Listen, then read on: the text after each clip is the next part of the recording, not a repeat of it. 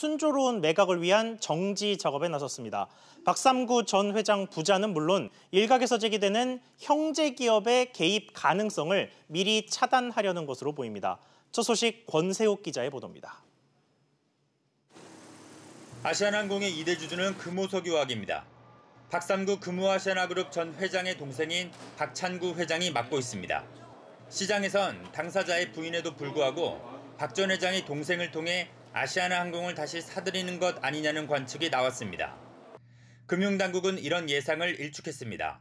박 전 회장의 진정성에 추호의 의문도 없다는 겁니다. 아시아나항공의 매각 절차가 왜곡되지 않도록 오너 일가의 과도한 개입을 막기 위한 선긋기라는 해석이 나옵니다. 매각 과정에서 금호그룹의 적극적인 협력이 필요하기 때문에 이런 협력을 이끌어내기 위해서 이번에는 박삼구 회장의 진정성을 의심하지 않는다면서 확고하는 것이지요. 박 전 회장의 아들인 박세창 아시아나 IDT 사장도 다른 의도는 전혀 없다며 일부 의구심을 일축했습니다. 박 사장은 다만 매각 주체는 금호그룹이라며 산업은행과 협조해 좋은 결과를 내겠다고 강조했습니다. 금융당국과 채권단은 인수자의 주된 요건으로 경영 능력을 꼽고 있습니다. 재무적 개선도 이루어져야 되는데 이런 프로세스를 원활하게 진행하기 위해서는 자금 조달 능력, 재무적 우량성 이런 거를 강조하는. 다만 금융당국은 아직 매각 절차에 본격적으로 들어간 것이 아닌 만큼 인수 대상을 언급할 단계는 아니라고 선을 그었습니다. SBS CNBC 권세욱입니다. 이처럼 아시아나항공 인수전을 두고 박삼구 전 회장의 동생인 박찬구 금호석유화학 회장의 행보에 관심이 쏠립니다. 취재기자와 이 부분 좀 더 자세히 짚어보겠습니다. 안지혜 기자 나와 있습니다. 안 기자, 우선 박찬구 회장의 역할론 이게 왜 계속 불거지는 겁니까? 네, 우선 크게 보면 명분과 또 연고 때문에 그런데요. 우선 명분은 금호석유화학이 아시아나항공의 2대 주주라는 점 때문입니다. 또 금호그룹이 대표적인 호남 출신 기업이기 때문에 총선을 앞두고 이런 여러 이야기가 나오고 있는 겁니다. 그런데 정작 이 박찬구 회장 본인은 적극적 역할은 자기가 하지 않을 거다 이렇게 선을 긋고 있는데요. 뭡니까 이거는? 사실 금호석유화학 입장에서는 굳이 현재 시점에서 적극적인 역할론을 자임할 필요가 없습니다. 가만히 있어도 인수 과정에서 금호석화의 주가는 높아질 것으로 예상이 되고요. 다만 새 주인이 정해지면 그때 가서 2대 주주로서 명분과 실리를 챙기는 전략을 구사할 것으로 보입니다. 그렇군요. 그런데 앞선 권세욱 기자 보도를 좀 보면 이 금융당국이 좀 간접적으로 얘기하기는 했습니다만 거의 엄포를 놨다 할 정도로 상당히 강한 메시지를 좀 던진 것 같습니다. 그렇습니다. 최종구 금융위원장은 그동안 박 전 회장과 또 박 전 회장 부자에 대해서 선을 그었었는데 오늘 발언은 다분히 박 전 회장의 동생인 박찬구 금호석화 회장을 의식한 것으로 보입니다. 최 위원장의 발언 소식이 알려지자 박삼구 전 회장이 아시아나항공을 되찾을 생각이 전혀 없다라고 다시 한번 쐐기를 받기도 했습니다. 그렇군요. 근데 공교롭게도 또 다른 항공그룹인 한진가 역시도 이 삼촌, 그러니까 고 조양호 회장의 그 동생 역할이 좀 부각되고 있어요. 맞습니다. 특히 자금력이 풍부한 고 조 회장의 막내 동생인데요. 조정우 메리츠금융지주 회장이 주목을 받고 있습니다. 조 회장이 조카를 위해서, 그러니까 조원태 대한항공 사장을 위해서 백기사 역할을 하지 않겠느냐라는 관측이 나오기도 했는데요.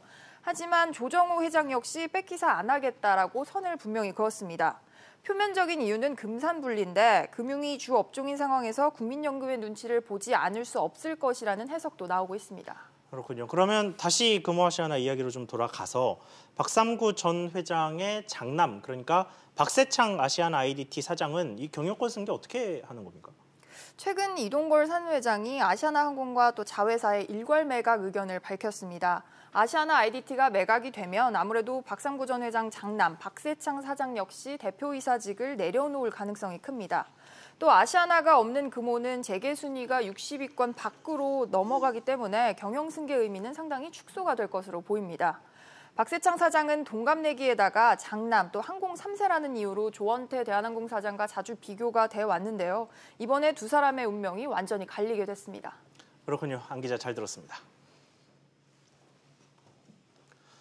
다음 소식입니다. 금융당국이 K뱅크에 대주주 신청을 했던 KT에 대해서 최종적으로 심사 중단 결정을 내렸습니다.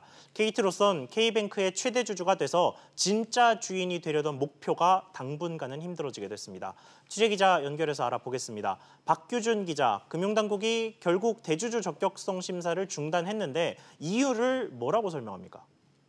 네, 맞습니다. 이 금융위원회는 오늘 오후 2시에 정례 회의를 열고요. K뱅크의 대주주가 되기 위해 이 적격성 심사를 신청한 KT에 대해서 심사 중단 결정을 내렸습니다. 이유는 KT가 이 공정거래법 위반 혐의로 현재 공정위 조사를 받고 있는 데다가요. 최근 황창규 KT 회장이 로비 혐의로 검찰 수사를 받게 됐기 때문입니다. 금융위는 이와 관련해서 은행업 감독 규정상 동일인 상대로 형사소송 절차가 진행되고 있거나 또 공정위 등에 의한 조사나 검사가 진행되는 경우에 심사 중단 사유가 된다 이렇게 설명했습니다. 그러면 KT가 아예 K뱅크의 대주주로 올라설 수는 없게 된 건가요? 네, 그건 아닙니다. 금융위는 오늘도 심사 중단 사유가 해소가 되면 즉각 심사를 재개할 것이다 이렇게 밝혔습니다. 그러니까 이 공정위 조사 등 결과에서 무혐의로 나오거나 위법 사실이 확인이 된다 해도 일정 기간이 지나면 심사 중단 사유가 해소될 수 있는데요. 인터넷은행법에도 5년 이내에 벌금형 이상 위법 행위만 대주주 자격 박탈 사유가 됩니다. 하지만 현재 진행 중인 조사가 언제 나올지는 알 수 없기 때문에 당분간은 최대 주주로 올라서긴 힘들다 이렇게 봐야 됩니다. 이로써 5,900억 원 규모의 유상증자도 당분간은 힘들게 됐고요. 최근 중단이 됐던 대출도 빠른 시일 내에는 재개되기 힘들 것으로 보입니다. SBS CNBC 박규준입니다. 네, 이렇게 KT와 K뱅크 우려했던 상황에 직면하게 됐습니다. KT가 대주주 자격을 승인받아야 K뱅크의 유상증자에 참여를 할 수가 있는데 그 심사 자체가 중단이 됐기 때문입니다. 손석호 기자와 이 부분 조금 더 짚어보겠습니다. 손 기자, 우선 지금 K뱅크의 재무 상황이 좀 좋지가 않은 것으로 알려져 있는데요. 네. 지금 상황이라면 이 자본금 확충도 좀 쉽지 않게 됐단 말입니다. 그러면 우선 지금 K뱅크의 자본 안정성 상황은 어떻습니까? 대표적으로 이제 들여다보는 지표가 이제 국제결제은행 BIS 자기자본 비율이라고 하는 건데요. 예. K뱅크가 만약에 증자를 하지 못해서 자본 확충을 계속해서 하지 못하게 된다면 이 BIS 자기자본 비율이 상반기 안에 한 자릿수로 떨어질 수 있다라는 내부 전망까지도 나온 상태입니다. KT가 K뱅크 대주주 심사에 관한 이 자사 입장을 설명하기 위해서 국회나 금융당국 등에 배포한 참고 자료를 입수했는데요. 이 자료를 보면 지난 3월 말 기준으로요. BIS 비율이 12.4% 잠정치입니다. 이렇게 나와 있습니다. 지난해 말 기준으로 따져보니까 16.53%였으니까 석 달 만에 대폭 떨어졌다는 것을 알 수 있죠. 네, 그럼 보통 이 BIS 비율에 이제 그 당국에서 보는 최저치 이런 게 보통 두 자릿수라고 하던데요. 그렇습니다. 따라서 이제 금융감독원도 이 BIS 비율이 10% 아래로 떨어지면은 관리 감독을 강화하게 됩니다. 만약에 더 떨어져서 8% 미만으로까지 떨어지게 되면 그때는 이제 비용 통제라든지 자본금 증가함을 강제하는 등의 조치를 취하게 됩니다. 이 자료를 보면요, K뱅크가 자본금 확충에 실패할 경우에는 상반기 안에 이 BIS 비율이 9.2% 수준까지, 즉 한 자릿수로 떨어질 수 있다라는 전망을 내놓고 있습니다. 네, 뭔가 대책이 좀 필요할 것 같은데, 그러니까 네. 금융당국이 아니라 K뱅크 입장에서요. 그렇죠. 어떤 대책이 좀 있을까요? 비상대책을 내놨습니다. 일단은 전환신주를 발행을 해서 일정 부분의 자본금 증자를 실시해서 자본금을 늘리겠다라는 계획을 내놨습니다. 예.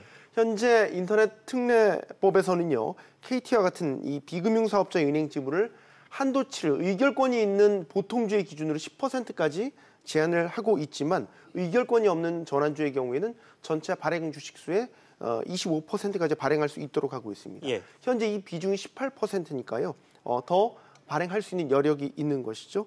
그렇기 때문에 K뱅크는 주요 주주들과 협의를 해서 자본금을 확보하겠다는 계획인데 역시 이것 또한 단정 지을 수 없는 게 주주들과 협의를 거쳐야 되기 때문에 어느 정도의 시간이 걸릴지 이런 것들이 불확실한 상태입니다. 그렇군요. 그러면 뭐 주주들과 협의가 좀 지연이 돼서 계속 이 자본금 확충이 좀 늦어지면 최악의 결말은 어떻게 되는 겁니까? 정상적인 영업을 할 수가 없게 되는 거죠. 현재도 K뱅크는 자본금이 부족해서 일부 대출 상품을 중단한 상태죠.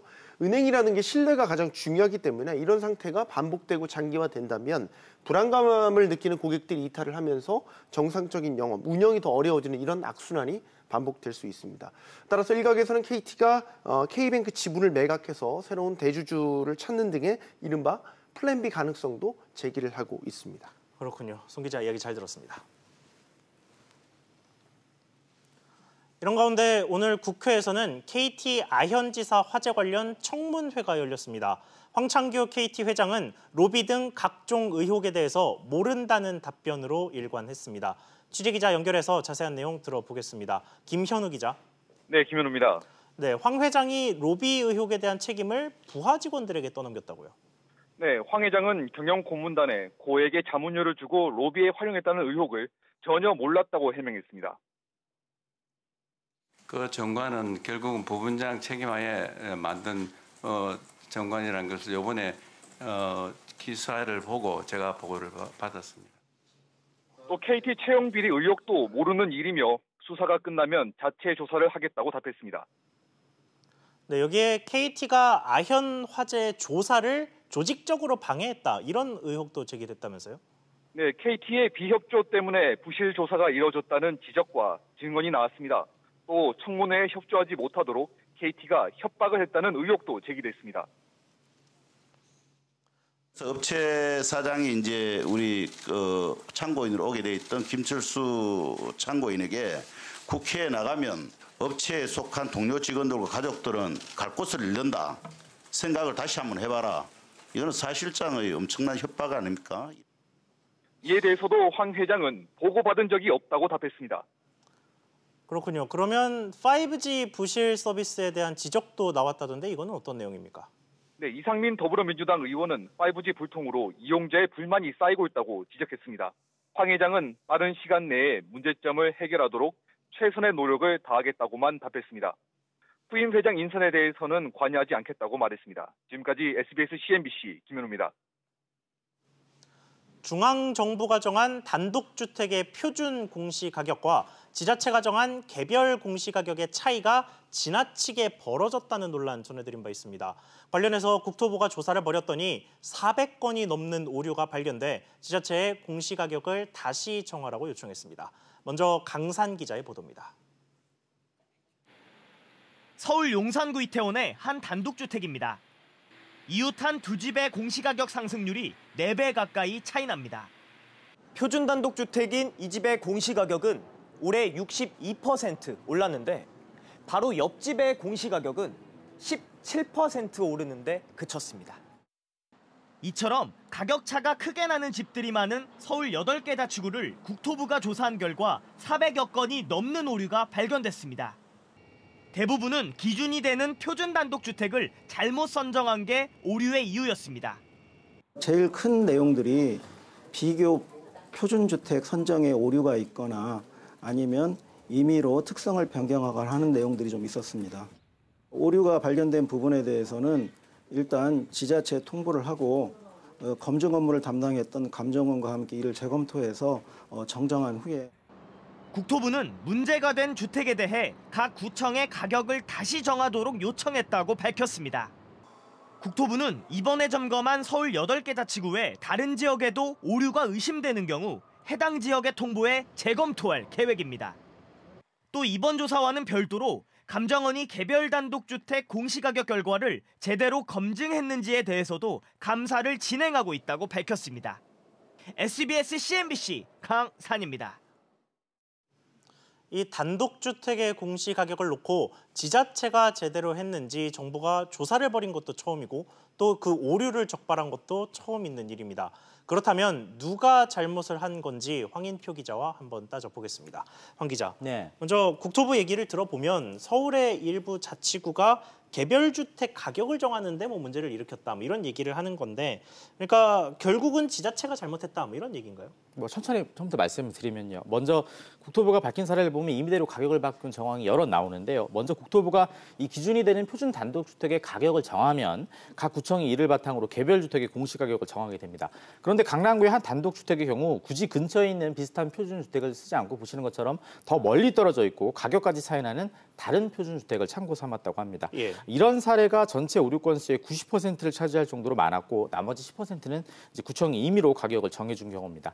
이렇게 기준점을 잘못 삼다 보니까 용산과 마포, 강남 등 고가의 단독주택이 밀집해 있는 지역들마다 이 표준과 개별 주택 간의 인상률 격차가 보시는 것처럼 최고 7% 넘게 벌어지기 시작한 겁니다. 그렇군요. 그런데 뭐 구청이 이 공시가격을 정한 게 뭐 한두 해 한 것도 아닐 텐데 올해 갑자기 이렇게 오류가 생겼다는 것도 뭐 납득이 잘 되지는 않습니다. 뭐 정부가 공시가격 현실화를 내세우면서 올해 유독 고가 단독주택의 공시가격을 많이 올린 건 사실입니다. 예. 그런데 나중에 개별 주택 가격을 정할 때 구청이 가격을 내려주게 되면 그만큼 집주인이 내야 하는 세금도 줄어들게 되고 집주인이 그에 따른 경제적 이득도 볼 수 있게 되겠죠. 예. 실수라고 하더라도 문제지만 만약 이 과정에서 구청에서의 어떤 고의성이 있었다면 문제가 훨씬 더 커지는데요. 왜 특정 주택의 가격만 공시가격을 내려줬는지 이 과정에서 압력이라든가 거래 같은 게 있었는지도 나중에 꼭 밝혀져야 할 것으로 보입니다. 국토부는 일단 이번 조사에선 이런 고의성 여부에 대해서는 판단하지 않았다고 얘기했습니다. 들어보시죠. 예. 물론 저희가 그 조사하는 과정 중에 좀 합리적인 이유가 아닌 것들 좀 있었습니다만은 이를 근거로 뭐 고의성이 있다거나 아니면은 실수라거나 이런 거에 대한 판단은 저희가 하지 않았습니다. 자, 그렇군요. 그러면 이제까지는 이제 국토교통부 측의 입장을 들어봤는데 구청 측의 이야기는 어떻습니까? 왜 임의대로 가격을 조정해두는지 문제가 된 구청에 한번 전화를 해봤더니요. 이제 시스템에만 의존하게 될 경우에도 문제가 발생할 수 있어서 임의대로 가격을 조정했다고 얘기했습니다. 역시 들어보시죠. 예. 시스템대로 하다 보면 이제 거기에 좀 불합리한 그런 것도 있어요. 아무래도 우리가 직접 확인하고서 조정을 해야 되는 그런 부분들이 있습니다. 그래서 감정원의 금융을 받는 거 아니겠습니까? 결국 국토부는 시스템대로 구청들이 안 했다. 구청은 그렇게 시스템대로만 하면 각 지역의 개별적인 상황이 반영이 안 돼서 또 다른 문제가 생긴다고 맞서고 있는 겁니다. 일단은 국토부가 각 구청에 이 오류 가격이 이만큼 있으니까 수정을 해라 이렇게 요청을 했는데 이거를 각 구청이 받아들일지 아니면 다른 이유를 들어서 거부할지 좀 더 지켜봐야 될 것 같습니다. 그렇군요. 황 기자 얘기 잘 들었습니다. LG화학과 한화케미칼 등 굴지의 대기업들이 미세먼지 배출량을 속인 것으로 드러났습니다. 오염물질을 측정해주는 업체에 배출량을 줄여달라고 요구하면 업체가 이를 받아들여서 서류를 조작해줬습니다. 이런 일이 지난 4년간 무려 13,000번이나 있었습니다. 김정현 기자가 보도합니다. 한 화학회사 직원과 미세먼지 측정 대행업체 직원의 메신저 대화창입니다. 대행업체 직원이 보내준 농도로 만들어 놓으면 되냐고 묻자 좋다라는 대답이 돌아옵니다. 화학회사 직원은 대놓고 탄화수소는 특정 수치 이하로 해달라고 요청하기까지 합니다. LG화학과 한화케미칼 등 200여 개 기업들은 오염물질 측정업체 4곳과 짜고 이런 식으로 미세먼지 등 오염물질을 적게 배출했다고 속였습니다. 이번에 적발된 4개 측정 대행업체는 235개 배출 사업장으로부터 대기 배출 농도 측정을 의뢰받아서 총 4년 동안 총 13,000여 건의 측정 기록을 조작하거나 허위 발급한 것으로 드러났습니다. 측정 대행 업체들은 측정값을 실제의 30% 수준으로 낮춰주거나 아예 측정조차 하지 않고 측정했다고 거짓말을 하기도 했습니다. 유해 물질이 기준치보다 173배 이상이나 많이 나왔지만 보고서에는 이상이 없다고 적기도 했습니다. 문제가 된 LG화학은 곧바로 사과문을 내고 관련 생산시설을 폐쇄하겠다고 밝혔습니다. 한화케미칼도 사과문을 냈지만 측정 대행업체가 알아서 했을 뿐 공모 혐의는 인정할 수 없다는 입장입니다. 일관되게 혐의 사실을 부인하고 있고요. 아직 증거도 나오지 않고 있습니다. 환경부는 이번 적발 사례가 빙산의 일각이라고 보고 다음 달까지 측정 대행업체의 불법 행위를 근절할 수 있는 개선책을 마련하겠다는 방침입니다. SBS CNBC 김정현입니다. 이번 달 들어서 좀 잠잠하지만 미세먼지 걱정 여전히 많으시죠? 언론에서도 다양한 미세먼지 관련 소식을 매번 전해드리고 있습니다. 그런데 이번에는 좀 독특한 자료가 나와서 소개를 해드리려고 합니다. 바로 미세먼지의 농도와 상관없이 미세먼지 뉴스의 양과 소비 패턴의 연관성을 분석한 자료인데요. 아무래도 미세먼지 관련된 연구 결과나 정부 대책 같은 것들이 나왔을 때 저희가 많이 보도를 하니까 실제 농도와 뉴스량이 좀 다른 날들도 있을 텐데 통계 어떻게 나오는지 한번 보겠습니다.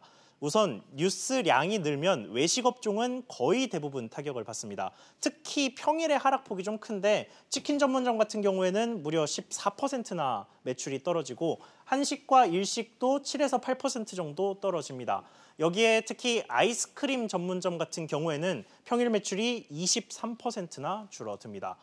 여가 관련된 업종들도 타격이 좀 있는데요. 우선 영화나 공연장 같은 경우에는 25%나 평일 매출이 떨어지는데 주말 역시 17%나 매출이 떨어집니다. 여기에 리조트나 콘도 같은 경우에는 평일에는 거의 40% 가까이 매출이 떨어지고 휴일에도 20% 가까운 타격을 받게 됩니다. 하나 조금 더 흥미로운 결과가 있는데 신차와 중고차의 결제액도 달라집니다. 평일에는 별로 변동이 없었지만 공휴일에 변동폭이 좀 컸는데 신차 같은 경우에는 결제액이 26%나 늘었지만 중고차는 반대로 40% 가까이 떨어졌습니다. 연구소는 미국에서도 흐린 날에 신차 구입이 늘어났다는 연구 결과가 있다면서 미세먼지가 많은 날 노후화된 차량 대신 신차 구입 결정을 내리려는 경우가 많다고 해석했습니다. 미세먼지 뉴스의 수혜 업종들도 좀 있습니다. 우선 세탁소가 대표적인데 우선 평일 매출이 40%나 늘었고요. 휴일에도 10% 넘게 매출이 늘어납니다. 화원 같은 경우도 여기는 휴일에 40% 가까이 매출이 늘고 평일에도 20% 가까이 늘었습니다. 또 사우나와 목욕탕 같은 경우에는 평일에는 거의 매출 변화가 없습니다만 주말에 공휴일에 유독 10% 넘게 카드 매출이 늘어나기도 했습니다. 보신 것처럼 미세먼지 걱정은 실제 우리 소비 생활에도 꽤 큰 영향을 끼칩니다. 여름이 올수록 고농도 미세먼지는 줄어들겠지만 연말에 또 내년 초에 다시 미세먼지가 늘기 전에 적절한 대책이 나와야 할 것으로 보입니다. 앵커 리포트였습니다.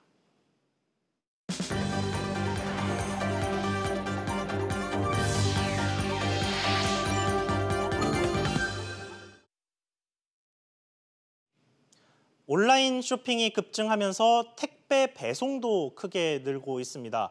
당연히 제품 보호를 위해 사용된 비닐이나 스티로폼 등도 그만큼 많이 쌓이고 있는데요. 그나마 다행인 건 최근 들어 종이를 최대한 사용하는 친환경 포장이 늘고 있다는 겁니다. 조슬기 기자가 취재했습니다. 경기도의 한 홈쇼핑 물류센터. 직원들이 종이로 만든 포장 박스 조립에 한창입니다. 박스 틀을 먼저 잡고 고객이 주문한 옷을 담은 뒤 남은 부분을 조립하면 포장이 간단하게 완료됩니다. 접착 테이프 대신 절취선이 있기 때문에 이용이 편리하고 분리수거도 간편합니다. 칼을 사용하거나 아니면 테이프를 제거하기 위한 그런 소모적인 행위를 안 하더라도 고객들이 바로 상품을 받아볼 수가 있고요. 포장재를 폐기하는 데 있어서도 그냥 박스 폐기 장소에다가 갖다 버리면 되기 때문에 제품의 파손을 막는 비닐 완충제, 이른바 뽁뽁이도 종이 소재로 바꿨고 테이프도 종이 재질을 사용합니다. 신선도 유지가 필수인 냉동식품입니다. 이 냉동식품을 포장할 때도 기존 아이스팩이 아닌 물로 만든 아이스팩을 활용하고 또 알루미늄 코팅 처리가 된 종이로 포장하면 신선도가 유지됩니다.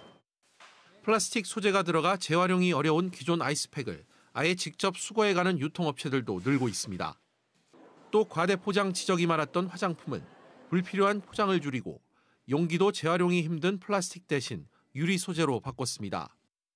의류 등을 배송할 때 주로 쓰이는 부직포 포장재는 물론 고급 육류나 과일 등을 포장할 때 사용하는 나무 상자도 종이 박스로 대체하는 추세입니다.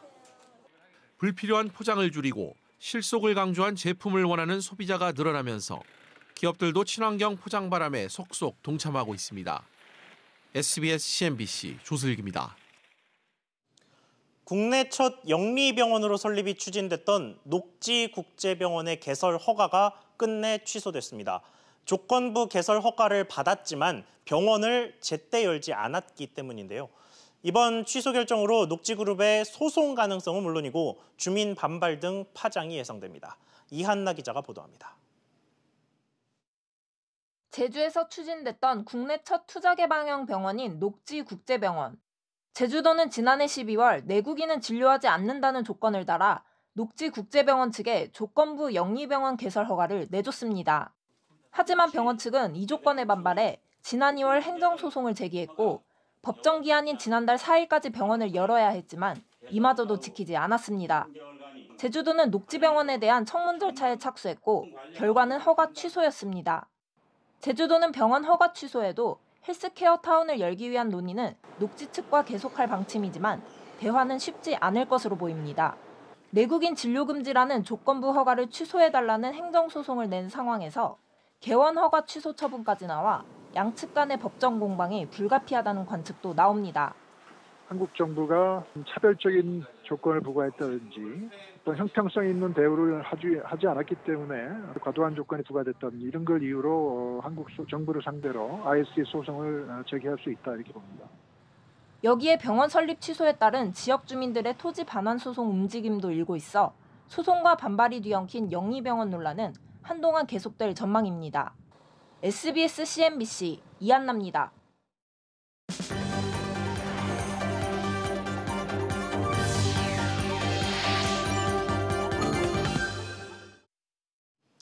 GS건설이 하도급 관련 규정 위반으로 벌점이 누적돼 공공공사 입찰을 제한받게 될 전망입니다. 공정거래위원회는 오늘 GS건설의 누적 벌점이 7점으로 기준치인 5점을 넘겼다며 국토교통부와 지자체 등의 입찰 자격 제한을 요청했습니다. 산업통상자원부는 지난달 국내 자동차 생산량이 34만 3천여 대로 지난해 같은 달보다 5.5% 감소했다고 밝혔습니다. 또 내수 판매와 수출도 각각 5.7%, 3.3% 하락했습니다. 고용노동부는 국제노동기구 핵심 협약과 관련해서 선비준 후 입법을 주장한 노동계의 요구에 대해 국회 동의 없는 비준은 위헌 소지가 있다고 선을 그었습니다. 노동부는 대통령에게 협약 비준권이 있지만 결사의 자유 협약 등 우리 법과 충돌하는 협약의 경우 국회의 동의를 거쳐야 한다고 밝혔습니다.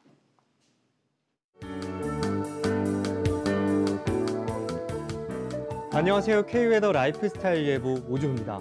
오늘은 하늘이 맑아서 기분까지 덩달아 좋아지는데요. 전국이 완연한 봄 날씨를 보이고 있습니다. 나들이 나가셔도 좋겠는데요. 하지만 내일 중부지방의 하늘은 흐려지겠습니다. 여기다 경기 동부와 강원 영서 지역에는 오후 한때 비가 내리겠고요. 이 비의 양은 5mm 미만으로 적겠습니다. 이들 지역으로는 내일 외출하실 때 우산을 챙기셔야겠고요. 그 밖에 남부지방의 하늘은 맑을 것으로 보입니다. 다만 연일 전국 곳곳에는 건조주의보가 내려진 상태입니다. 중부 내륙과 경북 그리고 강원 영동을 중심으로는 대기가 매우 건조한 상태인데요. 여기에 강원도 지역에는 바람까지 많이 부는 곳이 있습니다. 산불이 나면 강한 바람에 불이 옮겨 붙기 쉬우니까요. 최근에 크고 작은 산불 화재가 발생했던 만큼 미리 불씨 관리에 각별한 주의가 요구됩니다. 그리고 오늘은 날이 포근한 데다가 공기질까지 깨끗하겠는데요. 마음 편하게 실내 환기와 야외 활동을 하셔도 좋겠지만 내일은 서쪽 지방의 미세먼지 농도는 오후 들어서 나쁨 단계까지 오르며 공기가 탁해지겠습니다. 중부지방은 낮 기온이 서울 16도, 수원은 18도, 대전은 22도로 포근하겠지만 낮부터는 점차 흐려지겠습니다. 동해안은 대기가 매우 건조한 상태입니다. 다시 한번 불씨 관리에 각별히 신경 쓰시기 바랍니다. 남부지방은 낮 동안에 구름만 조금 끼겠습니다. 낮 최고 기온은 광주와 전주 23도, 대구는 26도까지 올라 따뜻하겠습니다. 내일은 약간의 비 소식이 있지만 이번 주는 대체로 맑은 날씨가 이어지다가 마지막 주말인 일요일에는 남해안과 제주도에 비가 내릴 것으로 전망됩니다. 날씨였습니다. 오늘 준비한 소식 여기까지입니다. 시청해주셔서 감사합니다.